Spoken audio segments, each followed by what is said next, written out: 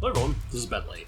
It's been about 4 months or so since we originally set up the aquarium behind me, Fallen Forest. It's grown in, and it has its final inhabitants. You can see them swimming around behind me. I wanted to talk about some of the next steps, problems we've dealt with, successes, things like that. Obviously, there's some changes, right? I added some stems that I got at a local club meeting. A bunch of the Anubias that's in there has really struggled. Specifically the Anubias Nana Golden and the round leaf Anubias that I got that are like the mini golden coin basically. Those have really struggled. Now I have some other stuff in here. You're probably going to see them in the B-roll floating around. It's basically some more standard Nanas just to try and fill in, but I'm letting them acclimate to the tank because they've been in different systems for a while.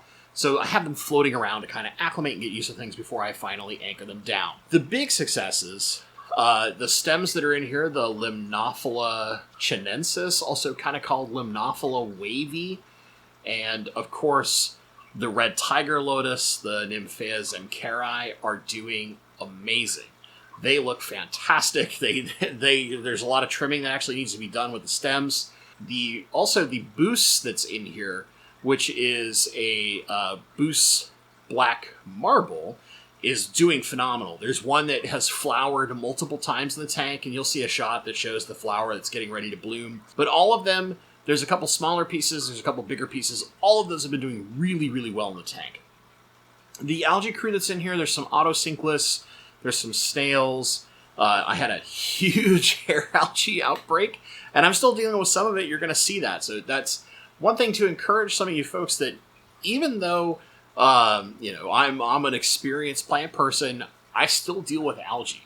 And a lot of that attributes to changing things around, messing with light settings and things like that.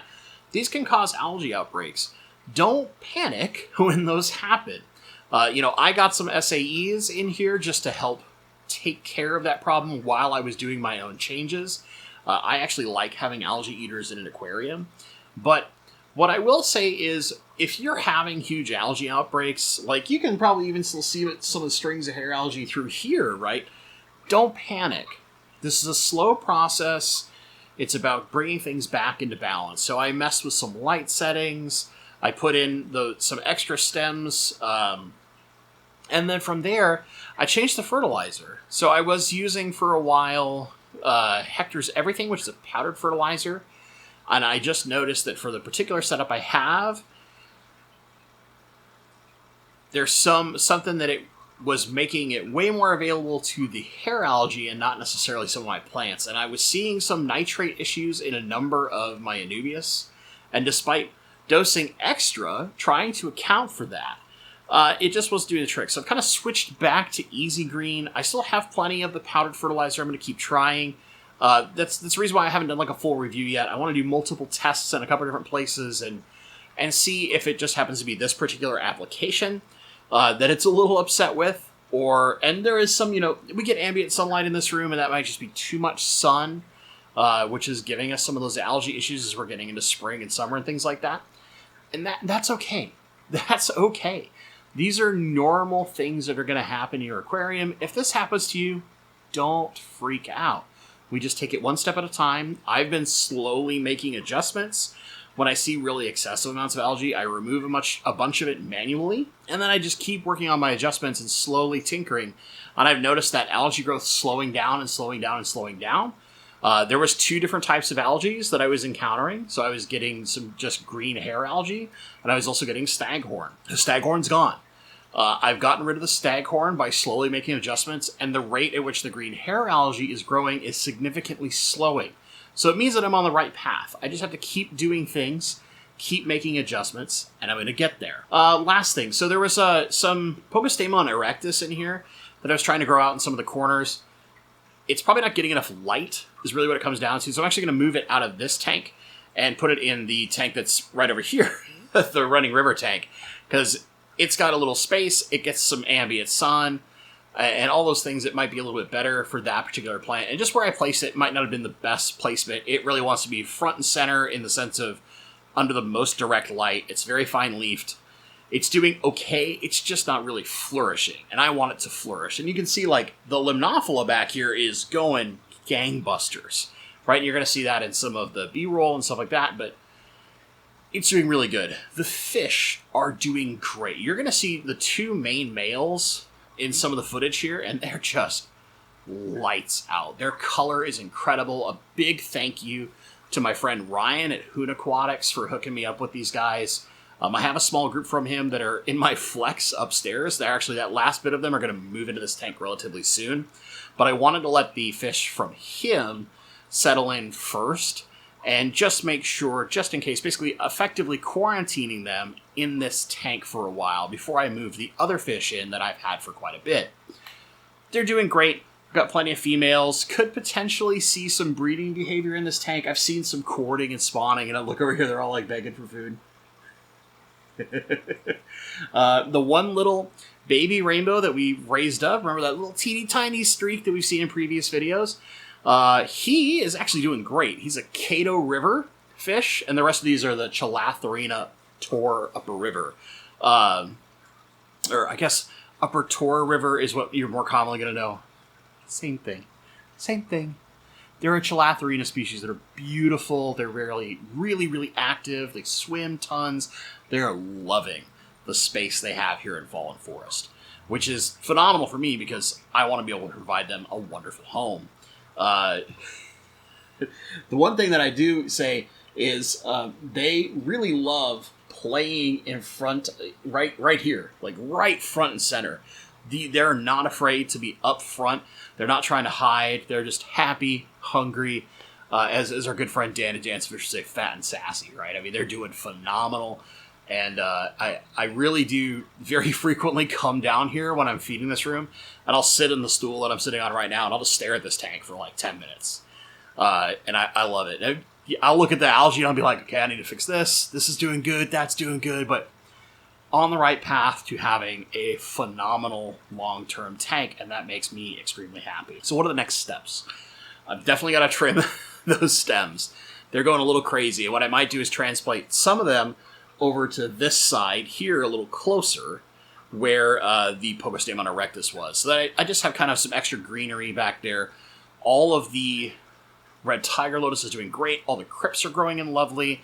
Some of the other crypts I've planted in some of my Jacobsonite pinks, because of where I planted them, they're actually growing tall, which is kind of an experiment. I was trying to put them in places where they wouldn't be as able to stay short and bush out. They would need to grow tall to get healthy. And there's some great foliage in there that's growing in and getting fantastic color. So what I'm looking forward to next is I'm pondering maybe planting some more stuff up front. I haven't really figured out what. While I like the openness, I kind of want to put some extra shorter foliage in there of some form. I haven't decided like how far forward I want that to come as I'm looking here at the tank, but I'm gonna leave it be for a little bit longer while I'm still battling the algae, and then I'll decide whether or not I want to add something else in. The primary purpose there is just, if I really want to try and get these Chalatherinas to spawn in this tank, and I'll need to move the one Cato River out of there, but if I really want them to spawn and potentially raise up babies in this tank, which is something that happens at Hoon Aquatics, one of his tanks, like, they have multiple generations all growing up together and thriving until he's just kind of a critical mass at one point. And I would like to see if I can do the same here.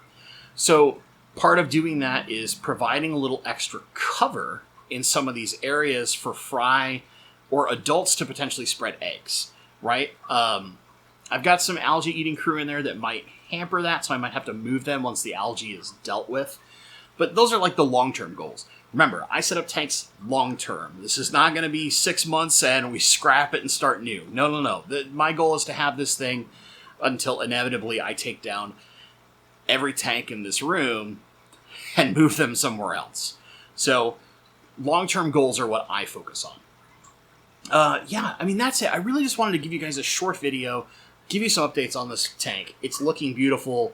My wife's scape with my planting, and then watching some of my ideas fail and having to readjust and change right? These are the things that we do in this hobby.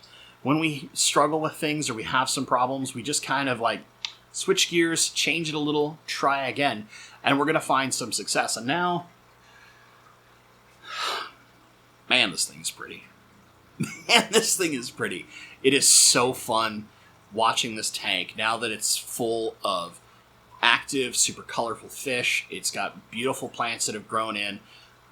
A few things that still to like make it perfect, but you know what? Every day I come and look at this tank, I get to appreciate it. When I do a trim and I trim back those tiger lotuses a little, or I trim back stems and they start growing back in again, every time it's almost like a new tank in a way, because I get to see it. Okay, I trimmed all this down and watch it regrow and how it floods out and fills out and all those kind of things. It's just really, really enjoyable. And I hope that with me having done something like this and you guys being able to see it, you'll know you can do the same in your own home. Very few of the things in here in the grand scheme of things are difficult to care for or truly require CO2. Yes, we put CO2 in this tank, but it's mostly to speed the process up. We're not in a tank where CO2 is required. This is not a CO2 mandatory tank. This is a CO2 to make it a little nice. Low and slow, the way Bentley likes to do it, right? Easy peasy, a little bit of CO2, boost that color, boost that plant density, boost that health. It's been working phenomenally so far, and it will keep working going forward. That's it. That's my update for you guys. I would love to hear in the comments down below, what's the thing that you like the most about this tank? What's most surprising? Do you think I've done it all wrong? Or how dare I have algae, whatever that may be. Let me know in the comments down below. If you've enjoyed this video, please just take a little like button down there. Maybe share it out with some friends. It's the best way to help your local YouTuber, and it's absolutely free. As always, my friends, thank you so much for watching, and stay awesome.